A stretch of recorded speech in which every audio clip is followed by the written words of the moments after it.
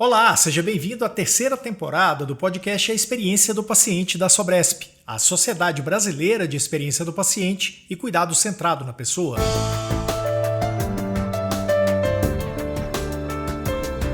Aqui discutimos as melhores práticas, inovações e tendências e os desafios do cuidado humanizado na saúde. O objetivo da Sobresp é transformar a experiência de pacientes, familiares e profissionais, oferecendo insights poderosos para um ecossistema de saúde mais eficiente e centrado nas pessoas. Junte-se a nós e conecte-se a um futuro mais humano na saúde.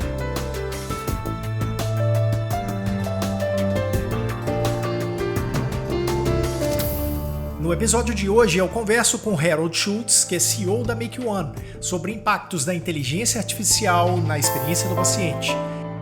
Então, a inteligência artificial, para mim, é isso. Ela é um sistema computacional que está tentando replicar o nosso cérebro. Já chegou lá, pensa, raciocina, tem emoção, não tem? Não, está tudo longe. Só que, ao que ela se dispõe a fazer, tudo ela faz melhor. Existe daí uma disrupção no segmento, a partir da IA, com o que a gente pode fazer de melhoria de performance humana. Entendeu? E aí, quanto mais eu trato, né, a melhoria da saúde, a genética, que depende de IA por conta do volume de dados que a gente tem no DNA e assim por diante, menos a necessidade de a gente ir para o sistema do tratamento da doença. Entendeu, Túlio? E é aí que eu acho que está a disrupção que a IA vai trazer nesse segmento. Vai ter eficiência operacional, os hospitais vão gerar mais valor, vão melhorar a experiência do paciente, sem dúvida alguma, mas eu acho que a disrupção que a IA vai trazer é não precisar ir para o hospital. Uma nova geração tem um olhar muito mais upload, porque eles crescem na internet, jogando videogame, que é um tipo de entretenimento upload, assistindo YouTube, onde eles podem assistir, compartilhar, curtir, subir o próprio vídeo deles de conteúdo, entendeu? Então, eles têm uma dinâmica mais upload. E aí, o desafio disso é que a gente vai ter, né, essa batalha entre gerações e eras, né? A galera que é mais download recebendo a galera que é mais upload, seja como cliente, fornecedor e assim por diante. Eu acho que a China está trazendo as coisas mais inovadoras, assim. Um colega meu teve lá no ano passado, ele disse que ele se sentiu um pouco mal, assim, quando chegou. Parecia que ele estava com febre, ele entrou numa cabine, fez um atendimento de telemedicina, daqui a pouco já abriu uma gaveta, saiu o remédio que ele tinha que tomar, com a dose que ele tinha que tomar nos próximos dias, foi embora. E aí, preparado? Então vamos juntos, eu sou o Túlio Fonseca e comecei esse episódio querendo saber do Harold o que as pessoas falam dele quando ele sai da sala. Cara, essa é uma pergunta... Eu queria ficar lá para saber, entendeu?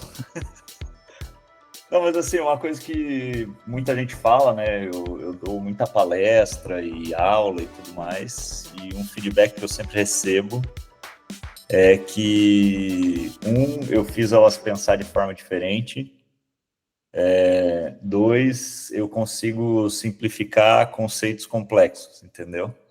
Então, esse é um feedback que eu sempre recebo, assim. Então, eu acho que são 2 pontos aí, olhando para a minha trajetória, para a minha carreira, que me ajudaram a trazer onde eu estou. Harold, seja bem-vindo. Em nome da Sobresp, a gente abre as portas do podcast para você, numa oportunidade muito interessante. Lembrando, só fazendo um contexto rápido para as pessoas, encontrei o Harold num evento que a MakeOne fez em São Paulo, e que foi um evento extremamente disruptivo. E aí a gente precisa trazer isso para dentro do podcast, para falar de experiência humana, de experiência do paciente, experiência do cliente em geral. E eu acho que isso vai fazer muita diferença hoje. Então seja muito bem-vindo. Muito obrigado por ter aceitado esse convite nosso. Obrigado, valeu. Obrigado pelo convite aí, Túlio. Você pode explicar para a gente, de uma forma mais acessível possível, o que é inteligência artificial e como ela está sendo aplicada atualmente no setor da saúde? Eu gosto sempre de falar assim, né? Que a inteligência artificial é um sistema computacional que tenta replicar o cérebro humano, fazendo de forma melhor e mais rápida. Porque, assim, a gente nunca criou uma ferramenta que levasse a gente para um estado pior do que com a ferramenta, entendeu? A gente sempre cria uma ferramenta para melhorar a nossa vida, sempre, né? Tem uma frase famosa aí de um filósofo que ele fala assim, né? O homem faz a ferramenta e a ferramenta faz o homem. Então, sempre que a gente cria uma ferramenta, aquilo gera um impacto na gente, porque ela deixa a gente mais produtivo e assim por diante, e a sociedade acaba mudando com isso. Se a gente parar para pensar assim, né, há muito tempo atrás, a criação da pá e da enxada. A gente não ia criar a pá e a enxada para ficar menos produtivo no campo, né? Não dá nem para comparar a produtividade de alguém tentando plantar e colher com a mão e alguém trabalhando com ferramental, né? Então, a inteligência artificial, para mim, é isso. Ela é um sistema computacional que está tentando replicar o nosso cérebro. Ah, já chegou lá, pensa, raciocina, tem emoção, não tem? Não, está tudo longe. Só que, ao que ela se dispõe a fazer, tudo ela faz melhor. Uma prova disso, Túlio, por exemplo, é uma estatística que eu sempre boto nas minhas palestras sobre o sistema de direção autônoma da Tesla, que é uma inteligência artificial dirigindo, que tem visão computacional, e esse sistema é 10 vezes mais seguro do que o ser humano dirigindo. Tem muito menos acidente nos carros que estão com o piloto automático ligado na Tesla do que carros dirigidos por humano. Então, a gente sempre cria uma ferramenta para alavancar o que a gente faz, né? Agora, será que precisa ser igual ao nosso cérebro? Não sei, né? Eu acho que, por exemplo, o ChatGPT eu acho muito legal. Uso diariamente, mas tecnicamente ele está longe de ser parecido com o nosso cérebro, mas resolve um monte de problema meu, entendeu? Então é assim que eu gosto de explicar IA. Ele está tentando replicar o cérebro, fazer atividades que a gente consegue fazer. Não necessariamente ele vai ter todas as características do nosso cérebro, mas vai fazer tudo melhor e mais rápido, né? Não existe um ser humano que responde de todos os assuntos igual o GPT responde, apesar de muitas das respostas saírem genéricas. Quanto mais tu aprofunda, mais ele sabe, né? Mais você consegue extrair. Então, não existe ninguém que faz isso hoje, né? Nem que responde 5 bilhões de perguntas por mês, entendeu? Não existe um ser humano que faz isso, né? Então, é essa visão que eu gosto de trazer. Agora, vindo para a aplicação na saúde, né? Eu acho que aí a gente tem 2 pontos que eu acho interessante a gente cobrir, né?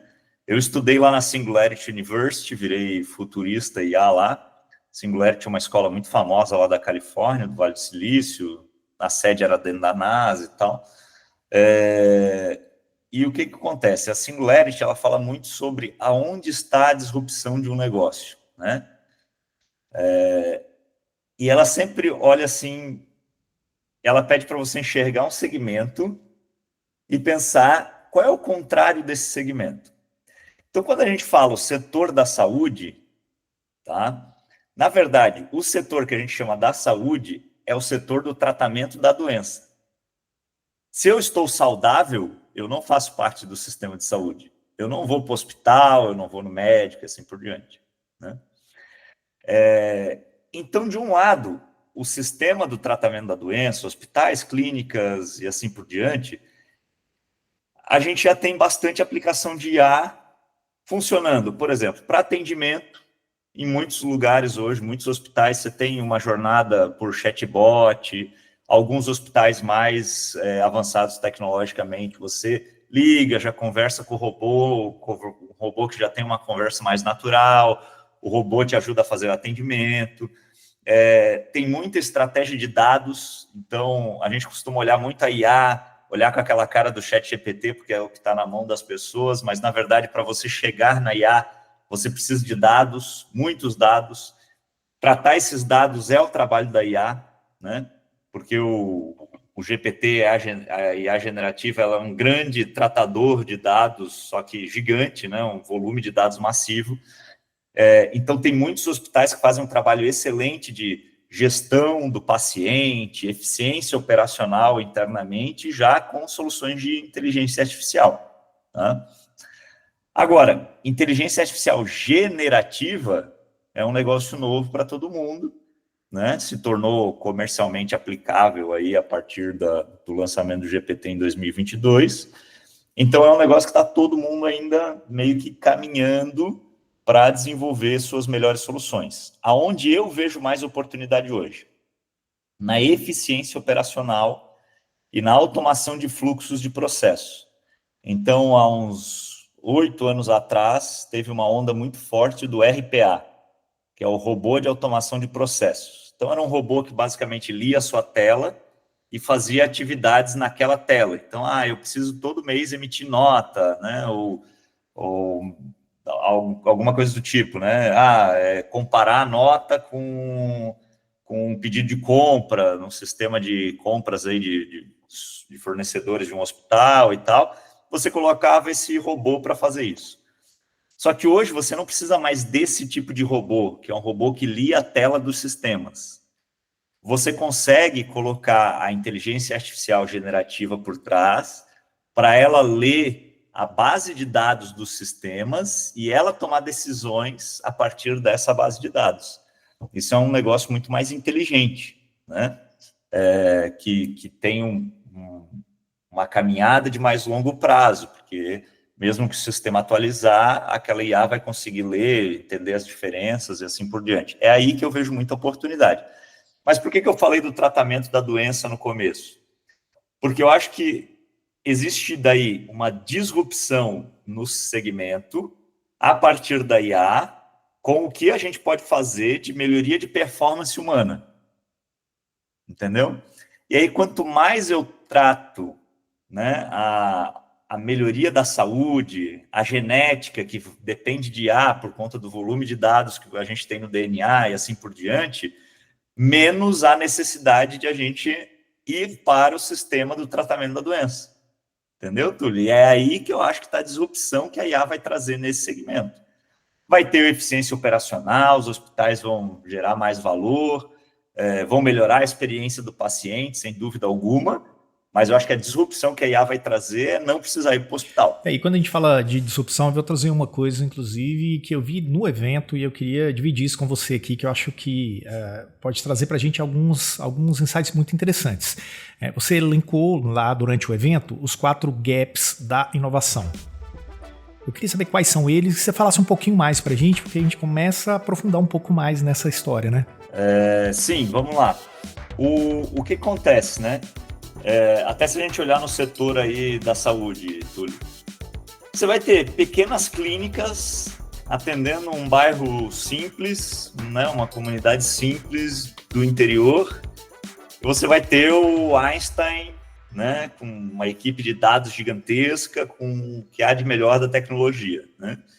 Então, lá eu trouxe esse lance. A gente está vivendo uma era de muitos gaps, né? A diferença entre o que dá para ser feito com tecnologia, com o que efetivamente é aplicado na maior parte dos casos, é muito grande. E aí, quais são os 4 gaps, né? O primeiro é que a gente costuma pensar de forma linear, mas a gente vive numa era de crescimento exponencial da tecnologia. Tá? Então, os computadores estão desenvolvendo muito, a IA está desenvolvendo a um ritmo alucinante, e a gente continua pensando assim, quero crescer 5%, 10%, né? Então, a gente precisa reenquadrar a nossa forma de pensar para o crescimento exponencial. Entender isso é entender uma frase que eu gosto muito lá do Vale do Silício, que é devagar e de repente. As transformações tecnológicas, elas vêm devagar, devagar, devagar, só que como elas crescem de forma exponencial, daqui a pouco tem uma curva que o negócio atropela, né? Usando de maneira aí bem simples, um exemplo que eu sempre gosto de dar a gente tinha GPS desde os anos 70, internet desde os anos 90, celular nos anos 2000, smartphone no final dos anos 2000 para 2010, De repente, o motorista do táxi estava desesperado, tacando fogo no carro do Uber, porque apareceu o Uber. Mas o movimento já vinha, só que foi devagar, desde os anos 70, e de repente, entendeu? De repente mudou completamente a dinâmica. Então, pensamento exponencial é de linear para exponencial, o primeiro gap. O segundo gap é sair de um mindset fixo para um mindset de crescimento. Mindset de crescimento tem tudo a ver com adaptabilidade.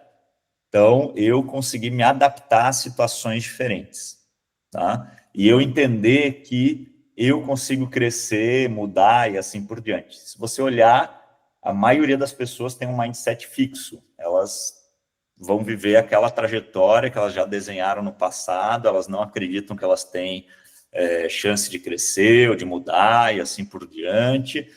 E isso, nessa era, não tem como, né? Porque até profissões que eram super valorizadas e de franco crescimento, como os desenvolvedores de tecnologia, agora já estão sofrendo um baque, porque existe um corte massivo de desenvolvedores nas big techs nos Estados Unidos por conta do uso da IA para escrever código.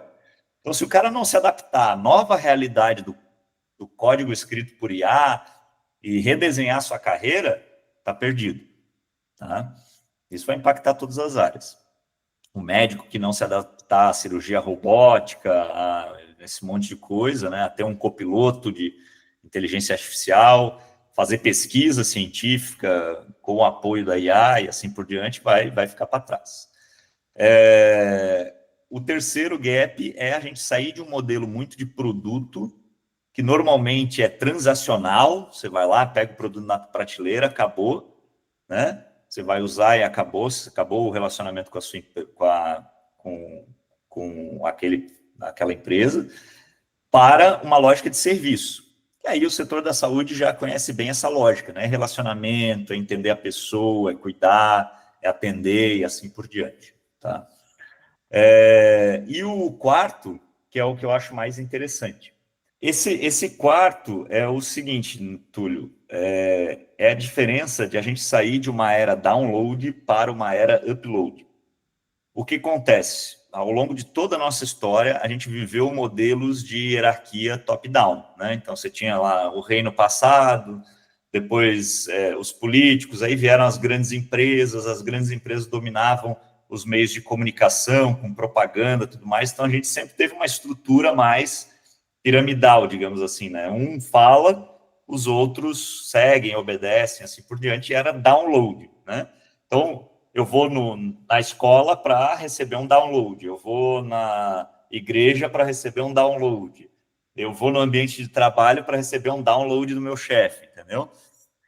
E agora, a internet trouxe a oportunidade de qualquer um se expressar, né? Então, tem um outro especialista de tecnologia lá do Canadá, que ele falava assim, que no futuro, lá nos anos 50, ele falava, no futuro cada um vai ser o seu canal de televisão. E é o YouTube hoje, cara, entendeu? A gente pode se expressar. E essa dinâmica é a dinâmica do upload. Eu estou subindo as coisas, né? Então, eu estou subindo a minha vida para as redes sociais, eu estou colocando o meu apartamento aqui no Airbnb, eu estou fazendo um upload. E essa é a dinâmica da nova geração. A nova geração tem um olhar muito mais upload, porque eles crescem na internet, jogando videogame, que é um tipo de entretenimento upload, assistindo YouTube, onde eles podem assistir, compartilhar, curtir, subir o próprio vídeo deles de conteúdo, entendeu? Então, eles têm uma dinâmica mais upload. E aí, o desafio disso é que a gente vai ter, né, essa batalha entre gerações e eras, né? A galera que é mais download recebendo a galera que é mais upload, seja como cliente, fornecedor e assim por diante. Ok, e a gente, se a gente for pensar dentro disso tudo aí, isso vem trazendo, inclusive, mudanças para a gente na jornada do paciente. Quer dizer, isso não é diretamente, mas a jornada do paciente é impactada por isso tudo que está acontecendo aí, isso é fato. Quais são os impactos para quem não está acompanhando essas mudanças? E aí a gente vai focar internamente dentro das áreas de saúde e tudo mais. Primeiro impacto, né? Você ficar obsoleto, né? A velocidade com que a IA está se desenvolvendo, como eu falei, é absurda. Alguns estudos falam que ela aumenta de potência ou de capacidade 4 vezes a cada 6 meses. Né? Então, aí é aquele lance do devagar e de repente, né? O médico usou o ChatGPT em janeiro de 23, que era um GPT 3,5, um modelo bem meia boca, fez um teste lá, deu um monte de referência de artigo científico falsa, né? Inventou um monte de coisa e ele desistiu. Né? Só que já passou 2 anos, que para IA é uma década, entendeu? Nessa curva aí, Túlio. Então, se ele vai hoje para um modelo que pensa, né, os reasoning models, né, como o O1, O3, DeepSeek R1, pede a investigação, que é o Deep Research, onde ele vai em bases reais de dados científicos. Eu faço isso direto aqui no meu trabalho. E traz fontes confiáveis, ResearchGate, Science Direct e assim por diante, você vai ficar obsoleto. Então, o primeiro risco é a obsolescência, né?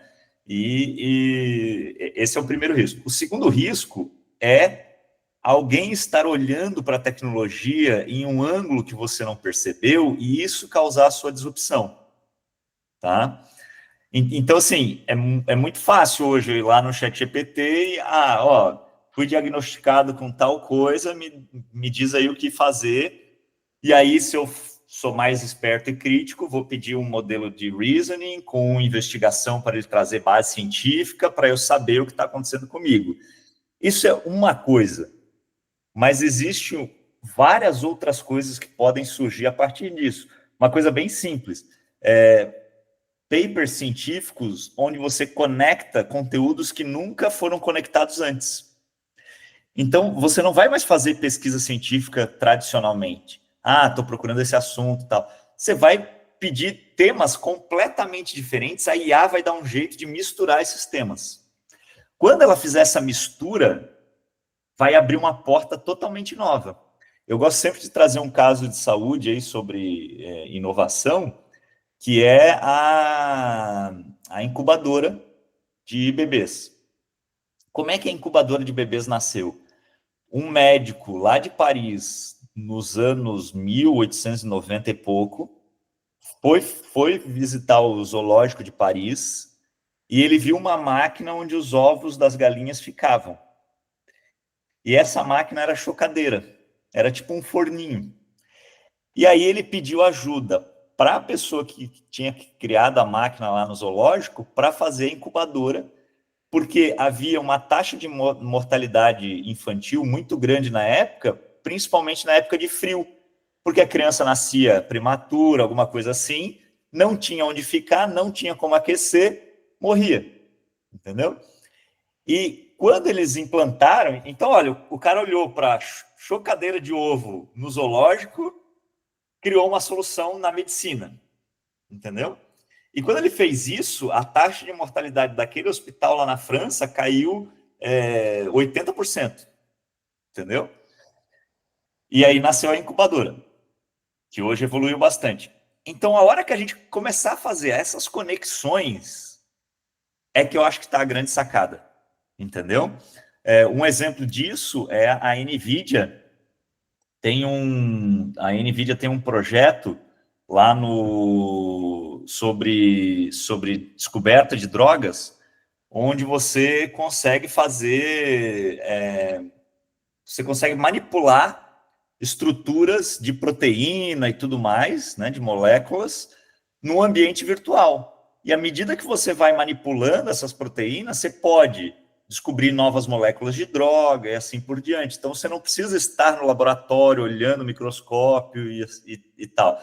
Ele tem um conceito do gêmeo digital, que é uma tendência forte na área de IA, onde você consegue fazer essas manipulações no mundo virtual e, com isso, você consegue fazer muitas simulações de futuro. Se eu fizer essa interconexão aqui dessas duas proteínas, o que vai acontecer? Entendeu? É o tipo de coisa que a gente não poderia fazer antes da IA. E eu acho que isso vai alavancar muito a área da saúde. A gente está falando isso basicamente personalização. né? Então, não é seguir o mesmo ritmo, né? A mesma lógica, o mesmo caminho. Tipo, como é que a IA pode auxiliar na criação de uma experiência mais personalizada para o paciente? Perfeito, perfeito. De um lado, eu acho que tem assim a gestão do atendimento. Isso é uma coisa que já é muito bem resolvida nos Estados Unidos, mas o Brasil pena bastante ainda. É, a gente tem ou muita coisa ainda em papel que precisa ser digitalizado, né? Alguns procedimentos que são em papel, ou quando a gente tem sistemas, eles são muitos sistemas diferentes para coisas diferentes, aí você não tem essa unificação de dados, né? Na Make One a gente fala muito sobre isso, ter uma fonte única de dados, onde todos os dados estão lá, tratados, transformados, e prontos para serem geridos pela IA e para a IA fazer coisas. Então, ter a timeline do paciente é importante. Eu sinto muita dificuldade isso em todo lugar que eu vou.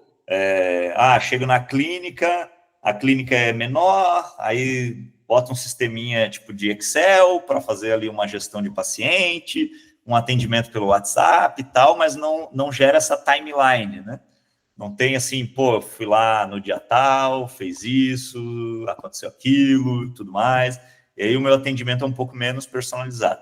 Indo para um nível mais avançado e um pouco mais de longo prazo, aí eu acho que tem todo esse lance da IA trabalhando a manipulação genética para a gente ter soluções de doenças de forma personalizada, né? Eu até esse ano estava lendo a biografia do Steve Jobs e eu não sabia que ele tinha sido um dos primeiros pacientes no mundo a fazer um tratamento de câncer a partir do DNA dele. Então, foi um tratamento criado para o DNA dele, entendeu? Remédios e tudo mais criado para o tratamento do câncer dele. Deu uma sobrevida para ele, mas né, acabou não resolvendo. Só que isso fazem 20 anos. 20 anos o início do tratamento dele e 14 que ele faleceu. Então, imagina o quanto já não evoluiu e o quanto vai continuar evoluindo para você ter tratamento assim hiper especializado, né? A gente está nessa onda do Ozempic, mas nem todo mundo se dá bem com o Ozempic, né? Tem gente que passa mal e tudo mais. Daqui a pouco vai ter, beleza, tipo a molécula lá, semaglutida, só que feita para o Túlio, feita para o Harold, feita para, entendeu? Adaptações da molécula que atendem o meu corpo, o seu e dos demais. Essa eu acho que é a grande tendência do futuro na saúde, Túlio. Bom, e como é que os profissionais de saúde podem se preparar para trabalhar em um ambiente cada vez mais integrado com tecnologias de inteligência artificial? Eu acho que, primeiro, o profissional ele precisa ter uma visão mais da transversalidade da tecnologia na carreira. Então, não existe mais essa assim, eu sou dermatologista e eu só estudo temas de dermatologia, entendeu?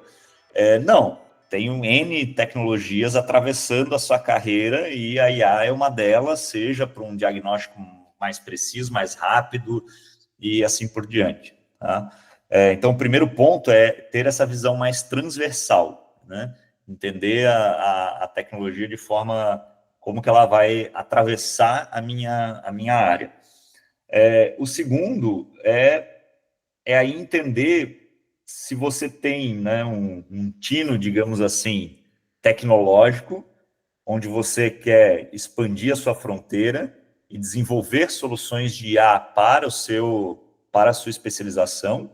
Aí é uma coisa, eu acho que vale a pena buscar mestrado, doutorado, esse tipo de coisa na área de tecnologia para integrar com o seu trabalho. E aí, o que é interessante, Túlio? Um dos maiores pesquisadores de IA que ganhou o prêmio Nobel no ano passado, que é o Geoffrey Hinton, ele era psicólogo. Por quê? Porque quando ele estudou computação e a ideia dele era criar inteligência artificial, ele percebeu que ele precisava entender do cérebro humano e de como as pessoas funcionam, né?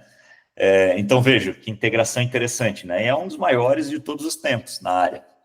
Eu acho que justamente por causa dessa integração aí, né? Então, acho que o profissional que é um especialista em uma área da medicina, que cai de cabeça na área de desenvolvimento para criar soluções específicas para o seu segmento, eu acho que tem um futuro bem brilhante.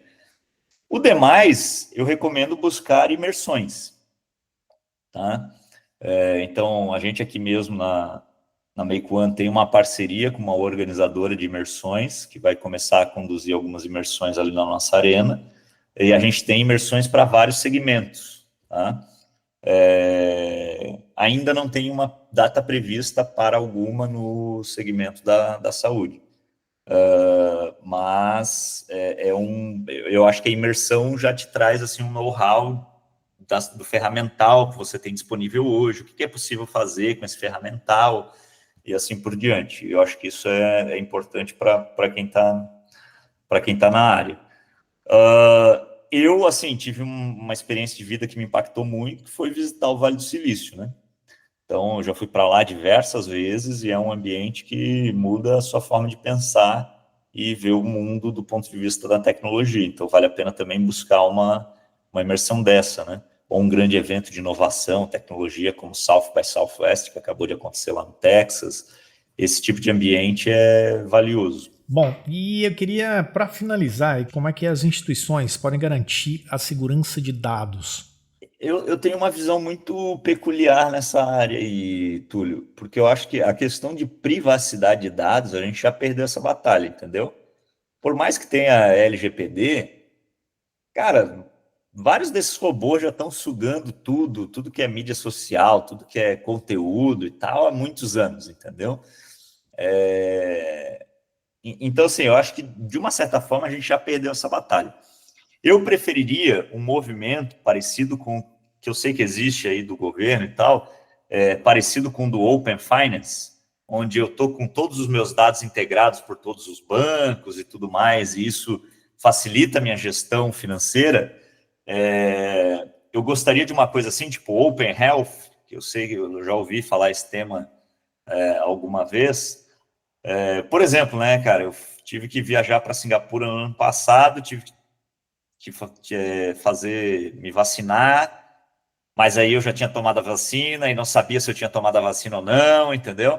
Aí, pô, não é uma coisa que eu tenho controle. Eu tive que ir num lugar, ele teve que olhar no meu registro, aí me dar o acesso, entendeu? Tipo, me mandou um código, aí o código liberou uma transação, aí ele me disse, não, você já tomou essa vacina ainda, né?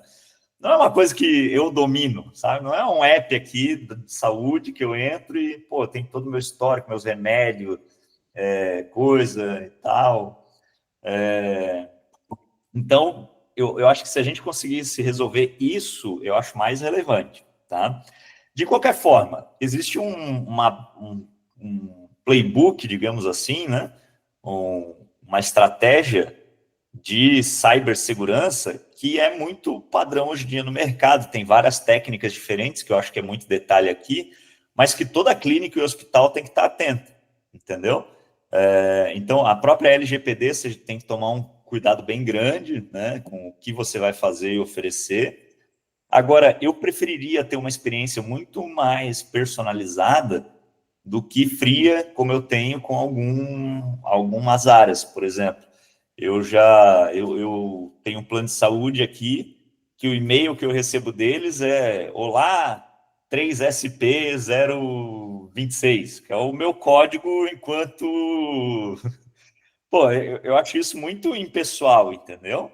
E se por acaso é a LGPD que está obrigando o cara a me tratar assim, eu preferiria que isso caísse, que eles fizessem um trabalho melhor, né?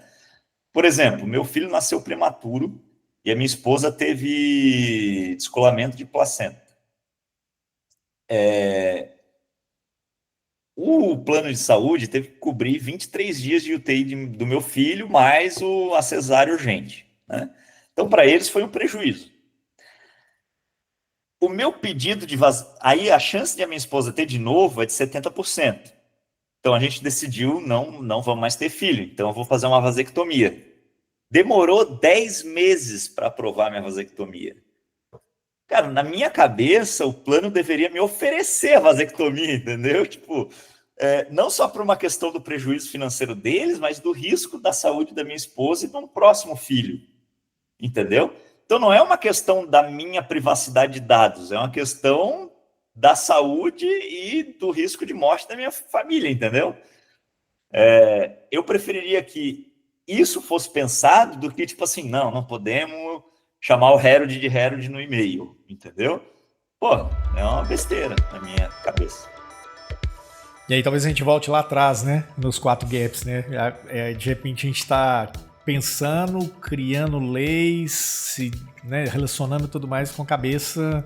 Exato. Então acho que acho que fica um conselho, fica um ponto interessante pra gente pensar. Ontem mesmo eu vi um vídeo de um mictório na China que já faz o exame de urina enquanto você tá banheiro público. Você vai lá, tem uma telinha, você faz xixi e ele já faz o exame de urina para você. Cara, é zero privacidade de dados, porque com certeza ele vai pegar ele vai ter tipo uma leitura ali do seu DNA ou até do seu rosto ali com a facial. Ele já vai dizer, Harold, você tá bem ou, né, tá tomando muita creatina aí, que você tá malhando. Cara, é zero privacidade de dados, mas é minha saúde acima da minha privacidade de dados. E a saúde do próximo também, porque se eu tô com uma infecção, alguma coisa que pode ser transmitida, eu já vou me preparar melhor, entendeu? Então, esse balanço que eu acho que a gente exagera demais aqui no Ocidente, que no Oriente já foi meio quebrado. E a gente não tem nada ou ninguém mergulhado nisso para esse tipo de... Né, esse tipo de disrupção tem? Principalmente na saúde? Não conheço, cara, não conheço. Eu acho que a China está trazendo as coisas mais inovadoras, assim. Um colega meu teve lá no ano passado, ele disse que ele se sentiu um pouco mal, assim, quando chegou.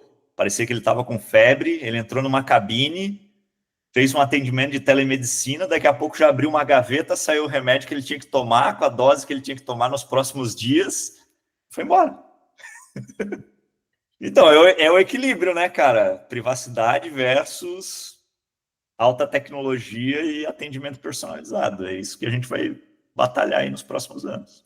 A gente trabalha muito, o Brasil principalmente, que é um país com legislação consistente, ampla e tudo mais, né?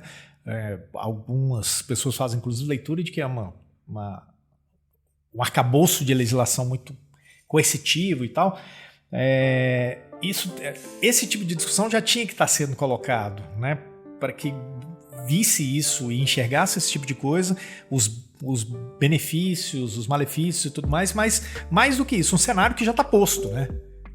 Isso já existe, isso já está aí entre nós e não adianta a gente fingir que não está vendo isso ou fingir que isso não existe e tudo mais. Então, acho que pode ficar como sei, como ideia, como lição desse episódio. Perfeito. É isso, Harold. Bom, a gente chega no final. Te agradecer muito pela disponibilidade, né, por toda a troca que a gente teve aqui. Perfeito. Legal, Túlio, foi um prazer. Obrigado aí pelo convite. Sucesso pra gente.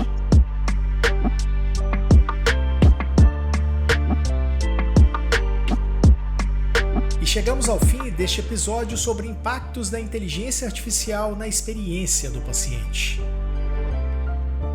Hoje eu conversei com Harold Schultz, que é CEO da MakeOne, com quem eu tive um papo bastante disruptivo. O podcast A Experiência do Paciente é uma produção da Map2B, Planejamento, Marketing e Negócios para a Sobresp. Curtiu o conteúdo de hoje? Então compartilhe com as pessoas que você conhece e com os profissionais que precisam ouvir isso. E favorita A Experiência do Paciente aonde quer que você ouça os seus podcasts. Obrigado por hoje e a gente vai se ver no próximo episódio com convidados e temas imperdíveis. Bye bye!